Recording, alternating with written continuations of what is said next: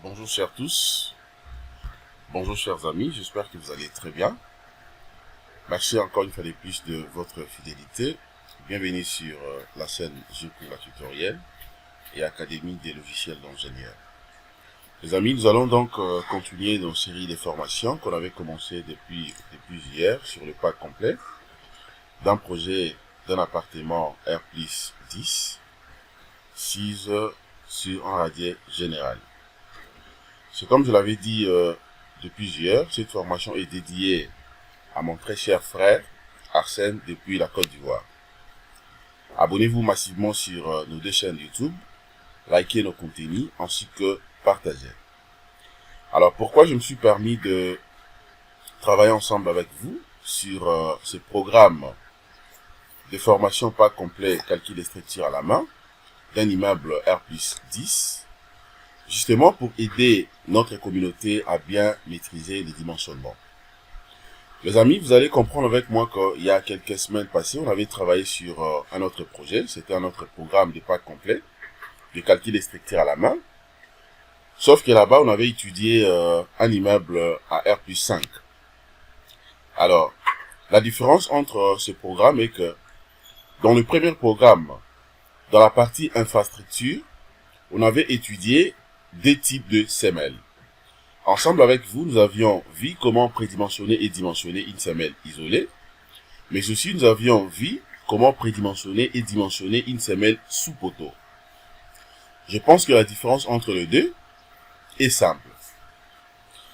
Mais sauf que dans ce programme que nous avons débuté depuis plusieurs de cette formation, c'est-à-dire calcul et structure à la main, d'un R plus 10, sa particularité est que la partie infrastructure sera justement réalisée avec un radier général. Et donc, vous allez très bien maîtriser, par exemple, quels sont les éléments nécessaires à tenir en compte afin de calculer ou dimensionner un radier général, bien sûr à la main. Comment est-ce que l'ingénieur peut prédimensionner un radier général à la main? Est-ce que c'est vraiment important de différencier également le type des radiers que nous allons utiliser ici? Donc, tout ça, ce sont des questions que nous allons essayer un peu de répondre ensemble avec vous. L'idée d'aider notre communauté. Et donc, les amis, je pense que tout est dit. Et si vous êtes prêts, on y va directement à l'essentiel.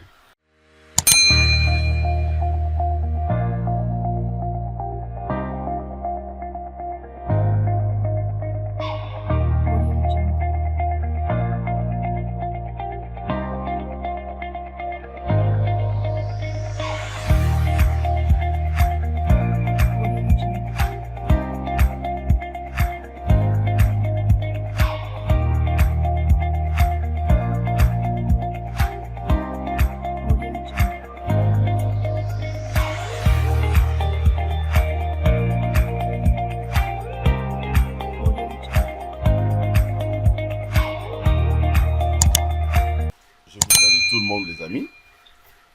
Encore une fois de plus, bienvenue sur cette formation de programme de formation, bien sûr, pas complet, de calcul et structure à la main d'un immeuble R plus 10, 6 sur un radier général. Je l'ai dit déjà au début de cette formation, pendant l'introduction. Abonnez-vous massivement, les amis, likez nos contenus ainsi que partagez. Avant de continuer, nous allons premièrement voir en fait la partie architecturale de ce projet. Je vais vous montrer quand même quelques perspectives, mais aussi quelques vues en plan, pour avoir une idée claire de ce que nous allons faire. Alors déjà les amis, concernant par exemple le vue en plan, voici donc cette vue en plan, rez-de-chaussée.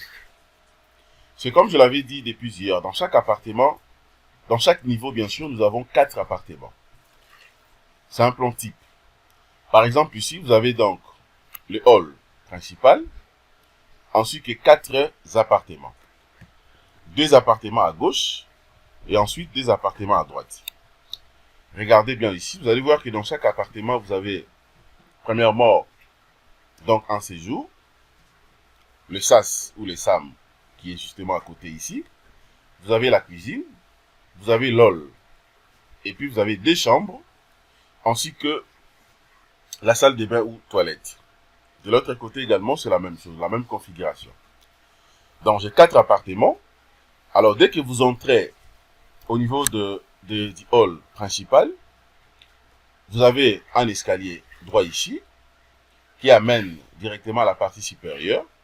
Mais tout justement à côté, vous avez des ascenseurs. Ce sont des ascenseurs à peu près jumelés. Des ascenseurs, puisque c'est un bâtiment R+10. Alors, d'autant plus que c'est un plan type, ça c'était pour le rez-de-chaussée. Je peux vous montrer également la partie haute, c'est-à-dire la vie en plan étage. C'est justement la même configuration. À la seule différence, vous allez voir qu'au niveau de la vie en plan étage, vous avez quand même des balcons. Ok? Vous avez 2 balcons ici, c'est-à-dire un balcon à chaque niveau. Au niveau du séjour, vous avez un balcon. De l'autre côté, également un balcon. Là, vous avez un dépôt central, des dépôts centrales. Et puis, la même configuration un peu partout. Ok, donc c'est un plan type. Ça va jusqu'au-delà. Alors, voyons d'abord rapidement le rendu de ces projets. Concernant les rendus, regardez à quoi ça ressemble. C'est ça en fait le projet en question. Ok. C'est un plan type comme je l'avais dit. Voici le balcon que je viens de vous montrer tout à l'heure, à gauche tout comme à droite. C'est un plan type, donc un bâtiment R+10. C'est ces bâtiments que nous sommes en train de calculer, bien sûr à la main. Vous voyez? Voilà. Donc c'est un peu ça les projets. Ok. De l'autre côté, vous avez, ça c'est la partie haute, la dalle terrasse, ainsi de suite. Vous voyez? Ça c'est justement en perspective pour avoir une idée claire de ces projets. L'entrée principale est là. Dès que vous entrez par ici, vous allez vous retrouver directement dans le hall. Et vous allez dans l'appartement là où vous voulez partir. Ok, je m'en vais jusqu'à la fin. Donc, voilà ce que je voulais d'abord vous montrer à ce qui concerne le plan de ces projets. Alors, maintenant, nous allons continuer les projets. Voilà. Et donc, c'est ça. Alors, maintenant, ce qu'il faut faire, c'est quoi, les amis? L'ingénieur doit savoir comment structurer son travail. Le bémol est que vous ne puissiez pas bien structurer le travail et que vous allez en désordre. Dès que vous avez les projets, vous avez les plans, tout ce que je vous ai montré ici, l'ingénieur est censé de tracer premièrement ce qu'on appelle le plan des poutraisons. C'est à fonction de ça que vous serez à mesure, premièrement, de savoir le nombre des panneaux que vous avez bien sûr, et aussi entamer directement le prédimensionnement. Puisque le prédimensionnement vient avant le dimensionnement. C'est dans le prédimensionnement que vous serez à mesure d'abord de savoir les sections de vos éléments porteurs, par exemple la section de la colonne ou des poteaux, la section de la poutre, la section de la longrine, l'épaisseur de la dalle, l'épaisseur des voiles et tout ce qui va avec. Alors, sitôt que vous allez terminer le prédimensionnement, et après maintenant, vous allez donc passer aux évaluations de charges. Vous évaluez les charges, vous allez faire également la combinaison. Une fois que vous terminez avec la combinaison, eh ben, vous allez faire maintenant la descente de charges. Et puis, vous passerez dans le dimensionnement. Donc, tout doit être bien structuré. OK? Alors, à la seule différence, c'est que si par contre, on travaille sur les logiciels comme Robot Structural Analysis, aussitôt que vous terminez le prédimensionnement, vous évaluez également les différentes charges, vous passerez directement à la modélisation. Et après, vous allez commencer les dimensionnements. D'autant plus que ça, c'est un projet que nous sommes en train de calculer à la main. Et donc, nous serons exemptés de cette procédure de la modélisation sur Robot Structural Analysis. Donc, ce que je fais maintenant, je vais rentrer à partir d'ici. Aujourd'hui, nous allons voir le premier chapitre, intitulé justement Étude de la dalle. Voyons rapidement d'abord la définition de la dalle. Qu'est-ce qu'on appelle en réalité une dalle? Par définition, il est à noter que une dalle est une structure plane dont l'épaisseur est de loin inférieure aux deux autres dimensions, c'est-à-dire à la largeur ainsi qu'à la longueur. Je reprends.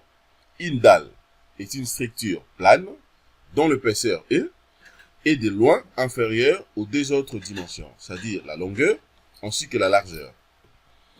La dalle étant horizontale est souvent soumise à des charges verticales descendantes. Elle est toujours armée à sa partie inférieure, au moyen bien sûr d'un quadrillage d'armature, constitué par des nappes ou des nappes superposées et orthogonales. C'est-à-dire quoi? Vous avez généralement des nappes superposées, ok, et orthogonales, c'est-à-dire suivant les deux directions, dans le sens longitudinal, mais aussi dans le sens, on peut dire, transversal. Alors, si la dalle est encastrée sur ses appuis, elle comporte à sa partie supérieure des armatures appelées chapeaux.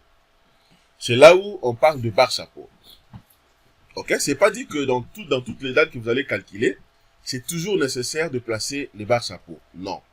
C'est pas toujours nécessaire de mettre les armatures chapeaux. Donc ça dépend, il y a des conditions qui peuvent faire de manière à ce que l'ingénieur puisse placer le barre chapeau. N'oubliez pas que quand vous calculez les éléments ou vous calculez les projets, il faut penser également à l'économie. Raison pour laquelle vous allez voir que j'ai bien dit ici que si la dalle est encastrée sur ses appuis, elle comporte à sa partie supérieure des armatures appelées le barre chapeau. Ok? Voyons maintenant le type des dalles. Il existe plusieurs types de dalles utilisées dans la construction, à savoir premièrement ce qu'on appelle le plancher, c'est-à-dire la dalle normale. Et puis vous avez le plancher, dalle avec chapiteau sur colonne. Vous avez la dalle sans pignon, la dalle à nervure ou dalle nervureuse. Et puis il y a ce qu'on appelle dalle gonfrée. Et puis également la dalle mixte et la dalle alourdie. Donc il y a plusieurs types de dalles qu'on peut avoir dans le génie civil. Alors pour ce qui nous concerne, nous avons donc opté pour la dalle nervureuse en béton armé, selon bien sûr la conception de notre structure. Nous avons 10 planchers, dont 9 sont identiques. Ok? C'est comme je viens de dire. Donc, une fois que vous tracez le plan de poutraison, ça vous donne déjà une idée claire de bien séparer en fait le nombre des panneaux, notamment le nombre des planchers. Ok? Donc des petits planchers. Alors, ce qui me concerne ici, en réalité, j'ai 10 planchers dont 9 sont identiques. Et donc, on évolue. Alors, regardez maintenant le plan de poutraison que j'ai pu quand même à tracer. C'est comme je vous avais dit, dans le plan de poutraison, en fait, vous êtes obligé tout simplement de se référer au vue en plan. À travers justement le vue en plan, vous serez à mesure de tracer rapidement le plan de poutraison. Voici le plan de poutraison. Comme le nom le dit très bien, le plan de poutraison, en réalité, c'est un plan qui montre à l'ingénieur, qui donne une idée claire à l'ingénieur, comment est-ce que les poutres vont passer justement sous la dalle. Vous voyez, donc, comme là par exemple, je combats les panneaux en réalité. Donc, je peux même compter ça. Donc, 1, 2, 3, 4, 5, 6, 7, 8, 9, 10, 11, 12, 13, 14, 15, 16, 17, 18, 19, 20, 21, 22, 23, 24, 25, 26, 27, 28, 29 panneaux. Donc, en réalité, j'ai 29 panneaux. Ok? C'est comme je l'avais dit. Dans le 29 panneaux, il y a des panneaux identiques. Voilà. Maintenant, étant donné que le plan de poutraison est déjà tracé, tel que montré ici, eh ben, je peux maintenant commencer les prédimensionnements. Puisque vous ne pouvez pas d'abord faire le prédimensionnement si et seulement si que vous n'avez pas tracé le plan de poutraison. Le plan de poutraison est très très important pour que vous puissiez bien faire le prédimensionnement. Alors, prédimensionnement de la dalle. Dans notre travail, nous n'avons que les dalles rectangulaires uniformément chargées. Nous allons donc prédimensionner le panneau le plus défavorable en termes de la géométrie et des charges, puis nous répondrons dans le résultat obtenu à d'autres panneaux. Donc c'est ça en fait la procédure. Comme vous le savez très bien, l'ingénieur doit travailler toujours dans les cas les plus défavorables. C'est-à-dire quoi? Même si j'ai plusieurs panneaux, mais néanmoins, je suis obligé de chercher, de trouver d'abord le panneau le plus défavorable en termes bien sûr de la géométrie, c'est-à-dire de dimension. Je le prédimensionne et après maintenant c'est que je vais obtenir là-bas, c'est-à-dire les charges ou les résultats que je vais obtenir, je vais justement donc les répartir en fait partout. Ok?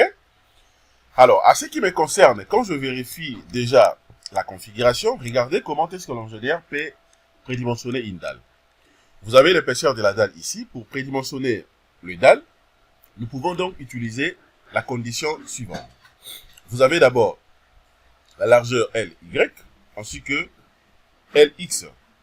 LY, ça représente tout simplement la grande portée. Ça représente la grande portée, tandis que LX représente la petite portée. Donc, je descends rapidement ici. À ce qui me concerne ici, je suis maintenant obligé de vérifier. Alors, déjà, la formule est là pour prédimensionner la dalle. Donc, j'aurai 1 sur 35 LX, c'est-à-dire 1 sur 35 multiplié par LX, doit être inférieur ou égal à l'épaisseur, inférieur ou égal à 1 sur 25 LX. C'est-à-dire quoi? Le LX, comme je l'ai dit, c'est tout simplement la portée telle que montrée de l'autre côté. Ok? Alors, chez moi, maintenant, je suis obligé de trouver d'abord le LX. Alors, vous allez comprendre que notre plus grand panneau, ayant bien sûr la petite portée LX toujours égale à 50, à 5 mètres, et le LY aussi 5 mètres. Alors, pour vous montrer d'abord ce panneau, c'est juste question de venir ici. Attendez, je vais voir ça. Vous voyez par exemple ici, voilà, 5x, c'est-à-dire 5 mètres. De l'autre côté, c'est également 5 mètres. Donc, c'est le panneau 8, 11, 19 et 21. OK? Voilà, c'est ces panneaux que moi, je vais considérer. Donc, je vais que remplacer directement par la formule. C'est beaucoup plus sympa. Donc, ça veut dire quoi? Étant donné que notre plus grand panneau, ayant donc la distance LX égale à 5 mètres, et LY aussi 5 mètres, donc nous aurons 1 sur 35 multiplié par LX, 5 mètres, doit être inférieur ou égal à l'épaisseur inférieure ou égale à 1 sur 25 multiplié par LX. Alors, je peux directement calculer ensemble avec vous. Nous allons voir ce que ça va donner. Donc, ça dit ici, j'aurai... ça dit 1 multiplié par 5, ce sera justement 5. Donc, j'aurai directement... Je vais aller rapidement. 5 divisé par 35. Ok, ça me donne la valeur de 0,14. C'est le 0,14 que vous voyez ici. Et de l'autre côté également, j'aurai donc 5 que je vais diviser par 25. Voilà, ça me donne une valeur de 0,2. Alors, l'épaisseur doit être comprise entre ces deux valeurs. Ok? Donc, il est conseillé de prendre l'épaisseur un multiple de 5. Ça, c'est selon bien sûr la norme. Il est conseillé de prendre l'épaisseur de la dalle un multiple de 5. Ou un nombre pair.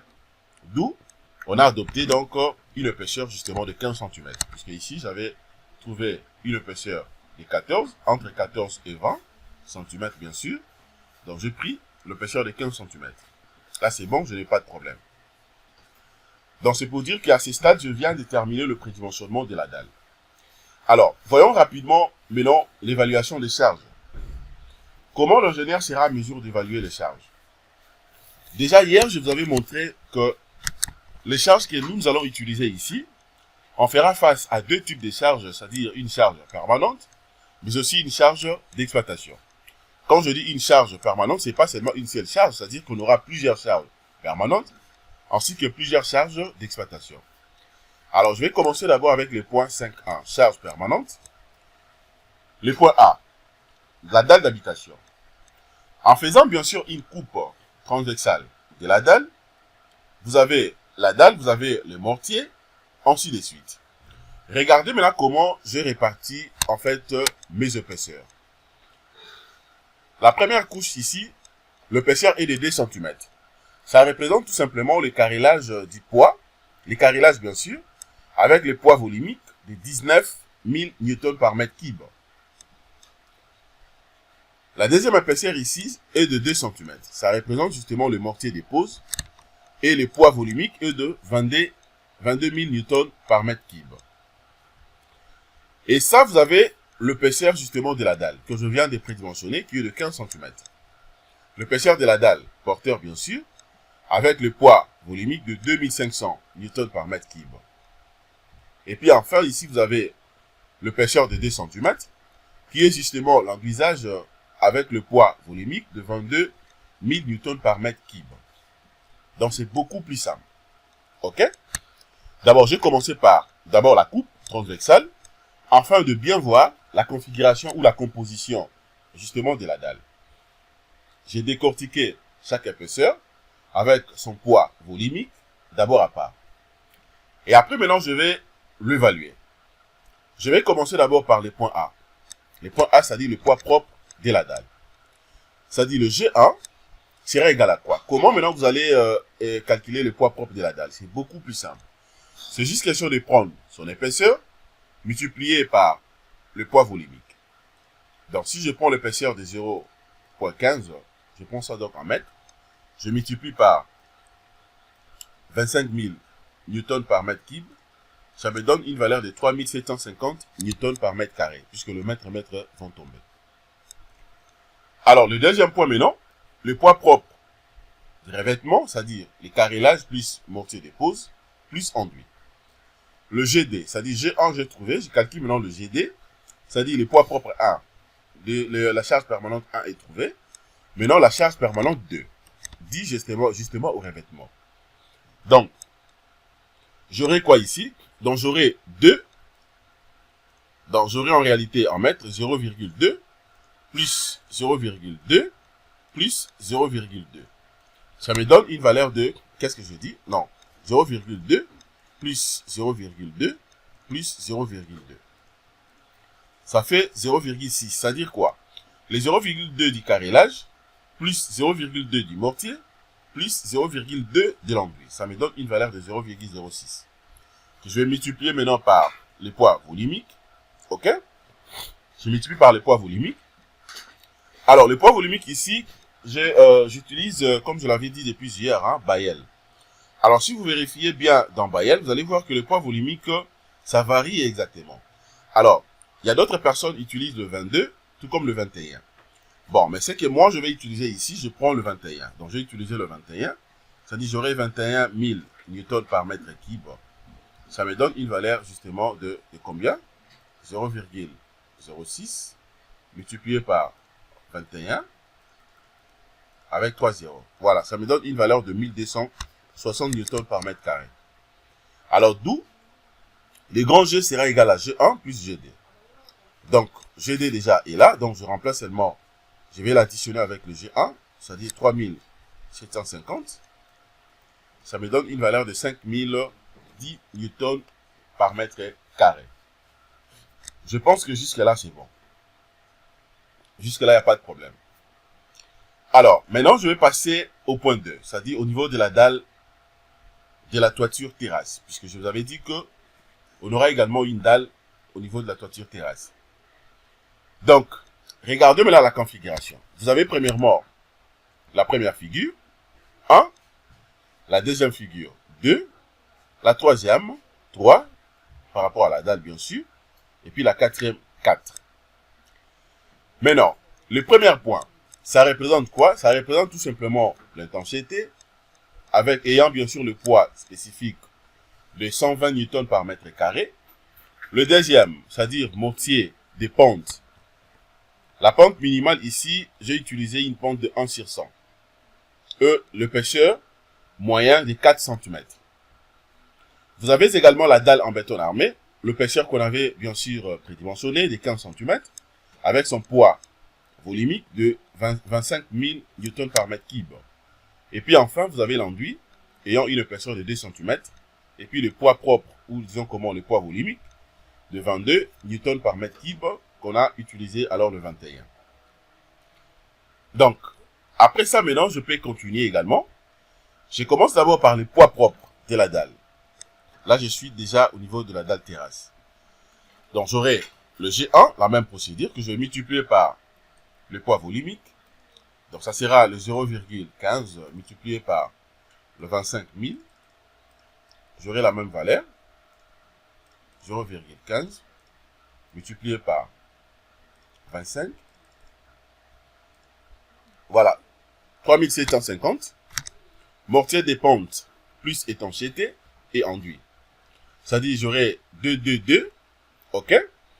Donc, je prends ça. Donc, j'aurai 0,06 puisque 2 plus 2 plus 2, ça me donne 6. Multiplié par la masse volumique. OK? Plus. OK? Le 1200 newtons par mètre carré déjà calculé. Et je trouve directement la valeur de 2520 newtons par mètre carré. D'où le deuxième G également, le grand G, ça sera justement l'addition entre les deux. Donc ça sera ça, le G2 plus le G1. 3750, ça me donne une valeur de 6270 newtons par mètre carré. OK? Là également c'est bon. Alors maintenant, je vais faire quoi cette fois-ci? Je passe directement au niveau de la charge d'exploitation. Le bâtiment étant à l'usage des appartements, il est classé parmi, bien sûr, le bâtiment d'habitation. Et on adopte, donc, pour la dalle d'habitation, une charge de 2000 newtons par mètre carré. Et pour la dalle de terrasse, une charge de 1000 newtons par mètre carré. Accessible uniquement pour l'entretien. La combinaison maintenant. Combinaison de charges. En élit, donc, ça sera le 1,35 multiplié par G, plus le 1,5 multiplié par G. Comme je vous avais montré. OK? C'est-à-dire quoi? Les 1,35 multiplié par G, plus le 1,5 multiplié par Q. Ça, c'est le Q. Tandis que le LS, ça sera donc le G plus Q. OK? Alors, j'ai tracé un petit tableau ici, pour que ça soit beaucoup plus simple. Alors, là, vous avez d'abord, selon bien sûr ces tableaux-là, vous avez la colonne selon les usages. Et puis de l'autre côté, vous avez donc les différentes charges permanentes. Et là, vous avez les différentes charges d'exploitation, déjà bien sûr calculées. Et là, vous avez la valeur en ELU. Et là, la valeur en LS. OK? Donc, le premier point, vous avez d'abord, au niveau de l'habitation, vous avez dans la charge calculée, on avait trouvé une valeur de 5010 newtons par mètre carré. La charge d'exploitation, on a dit que cette valeur est de 2000 newtons par mètre carré. En ELI, donc vous remplacez directement à partir d'ici, vous remplacez avec le 1,35, ainsi de suite. OK? Donc ça veut dire quoi? Je peux le faire avec vous pour que vous puissiez comprendre. C'est-à-dire, déjà concernant le ELI, donc on aura quoi? On aura 1,35, OK? Multiplié par le G, la charge permanente, c'est-à-dire 5010, ça me donne cette valeur. Vous voyez? Ça me donne déjà cette valeur que je peux soit garder. OK? Attendez, je vais garder cette valeur pour que nous puissions parler le même langage. Excusez-moi les amis, car je suis un peu grippé. Et donc, c'est comme ça que je vais procéder. Alors, étant donné que la valeur est connue, maintenant je vais faire la même chose également avec le Q, c'est-à-dire la charge d'exploitation. Là maintenant, les coefficients, ça sera dans le 1,5 que je vais multiplier. Cette fois-ci, ça sera multiplié par quoi? Multiplié par le 2000. OK? Ça me donne également la valeur des 3000. Maintenant, je vais additionner dans le 2. C'est-à-dire, j'aurai ça, plus le 6763,5. Et ça me donne la valeur que vous voyez ici. Ça, c'est en ELI. Vous voyez? Le 9763,5 en ELI. Donc, c'est exact. Alors, vous faites également la même chose. Vous allez trouver la valeur en LS. Et là, également, je calcule maintenant pour la dalle terrasse la même procédure. Alors, étant donné que j'ai déjà toutes mes valeurs, maintenant, je vais calculer maintenant les moments. Calcule les moments dans le panneau, aux appuis et en travers. Là, c'est beaucoup plus simple. Il existe plusieurs méthodes des calculs de sollicitation d'une plaque. Entre autres, vous avez la méthode des lignes de rupture. Vous avez la méthode de Marcus. OK? Celle que nous allons utiliser. Vous avez également dans l'utilisation des abacs. OK? Des pichons. Et vous avez la méthode forfaitaire aussi. tout comme la méthode des CACO. Alors, la méthode des éléments finis également existe, etc., etc., puisqu'il y en a plusieurs. Tandis que dans notre étude, nous adoptons la méthode de Marcus. Ok, la méthode de Marcus, puisque c'est une méthode beaucoup plus simple. Ça consiste justement d'utiliser cet abac. Vous voyez, abac de Marcus. Cet abac. Ok? Voilà, l'abac de Marcus est là. Si vous avez besoin de cet abac, écrivez-moi. Je vais vous le partager. Ok, l'abac de Marcus est là, donc je vais me servir rapidement de cet abac. Donc, je viens ici. Je vais continuer. Nous allons voir maintenant le principe de la méthode de Marcus. La méthode de Marcus revient justement à considérer chaque panneau de la dalle isolement et à calculer les moments fléchissants positifs au milieu ainsi que les moments négatifs éventuels en bordure du panneau, sans se préoccuper justement de l'influence de panneaux voisins. C'est ça en fait le principe de cette méthode. Donc on considère un panneau de la dalle comme parfaitement encastré, là où il y a continu avec un autre panneau et librement appuyé au droit des poutres des rives ou dans le mur en maçonnerie. Marcus a pu établir ou calculer des coefficients de réduction pour des valeurs de moment maximal. Ok? Donc Marcus a déjà presque tout fait. Par exemple, au milieu, c'est-à-dire en travers ici, vous avez donc comment calculer les moments suivant la direction des x. C'est-à-dire, vous aurez les kx multiplié par pi multiplié par l carré, lx carré. Suivant la direction des y, vous aurez donc les ky multiplié par pi multiplié par ly au carré. Ok? Ça, c'est en travers. Et aux appuis, maintenant, vous aurez les x qui sera égal à k x' multiplié par pi multiplié par lx carré. Suivant la direction des y, vous aurez donc les ky' multiplié par pi multiplié par ly carré. Alors, c'est vraiment simple. Regardez maintenant comment maintenant je peux débiter ces calculs. Par exemple, le point K. Au niveau des cas d'habitation, je prends d'abord les premiers panneaux, c'est-à-dire les panneaux 1, 6, 23 et 27. Ce sont des panneaux identiques. La section, ça fait 4 mètres fois 3 mètres. Alors, je vais trouver d'abord les alphas. Si je vais calculer les alphas, c'est beaucoup plus simple. Pour trouver les alphas, c'est simple. C'est juste question de prendre la petite portée, c'est-à-dire les 3 mètres sur 4 mètres. Ça me donne une valeur de 0,75 qui sort supérieure à 0,4, d'où la dalle porte dans les deux sens. Ok? C'est-à-dire ici, vous aurez dans les 3 mètres que vous allez diviser par les 4 mètres. Ça me donne cette valeur. Et donc, après ça, maintenant, je vais calculer directement le rho ici. Ça sera égal tout simplement à Lx sur Ly, comme je viens de le dire. Donc, ça sera maintenant l'inverse de alpha. Ok? Donc, ça sera le 4 mètres sur le 3 mètres. Alors, dès que vous calculez, vous allez trouver la même valeur que moi.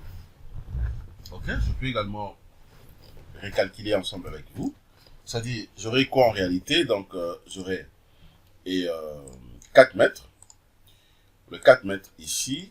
Donc, 4 mètres. Que je vais diviser maintenant par les 3 mètres. Ok? Ça me donne une valeur de 1,33. Alors, je continue. Maintenant, nous savons que Kx, Ky, Kx', Ky', ce sont des coefficients que je suis obligé d'avoir justement dans la bague.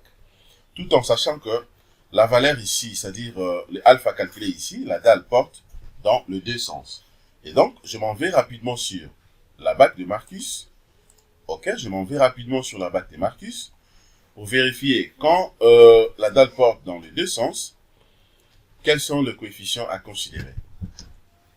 Et donc, la dalle est appuyée sur les 4 côtés. Ça, c'est les 4 côtés. La dalle porte, voilà, un seul côté. Moi, je cherche dans les deux sens. La dalle est encastré sur des côtés et opposé à l'autre dans les deux sens. Ok?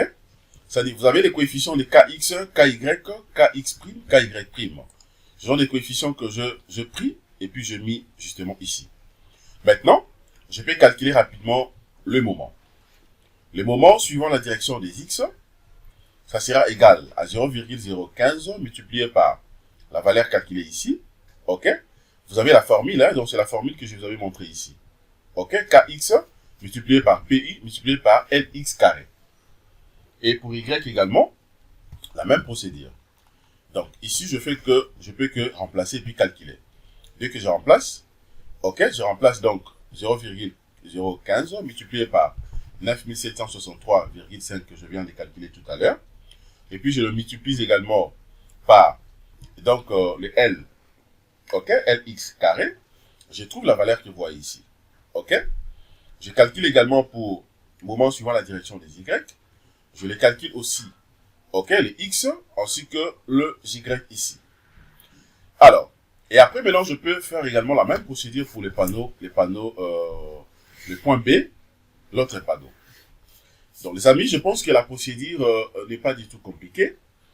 Voilà déjà ce que je voulais vous montrer concernant ce chapitre.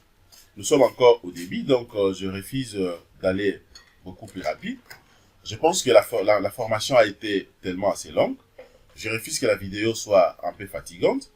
Merci de votre disponibilité. Nous allons continuer pour enchaîner ce chapitre lié justement à la dalle. Abonnez-vous massivement sur nos deux chaînes YouTube. Likez le contenu ainsi que partagez. Nous allons continuer prochainement. Excellente journée. Au revoir.